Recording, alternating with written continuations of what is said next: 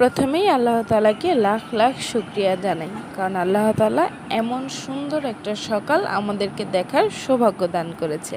এমন সুন্দর সকাল কার না ভালো লাগে বলেন। সকালবেলা ঘুম থেকে উঠেই তো মনটা ফ্রেশ হয়ে গেল, তো ফুরফুরা মনেই কিন্তু সারাদিনের কাজগুলো শেষ করে বিকাল দিকে কিন্তু হাজব্যান্ডকে নিয়ে একটু ঘুরতে বেরোয় হয়েছিলাম। তা হাজব্যান্ড বললো চলো আমরা একটু ঘুরে আসি। তাই সারাদিন যখন মনটা খুবই ভালো ছিল, তো আরেকটু কেন না ভালো করা যায় সেই চিন্তা ভাবনা করে কিন্তু আমরা রেডি হয়ে বের হয়ে পড়লাম ঘুরতে যাওয়ার জন্য।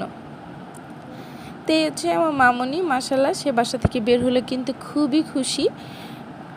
তো এই যে আমরা কিন্তু এখানে আসার পরে আমার মেয়ে কিন্তু একটা আইসক্রিম নিয়েছিল, সে তো আইসক্রিম নেওয়ার পরে আর দেওয়ার জন্য একদমই রাজি ছিল না, সেটা খাবেও না, সেটা দিবেও না,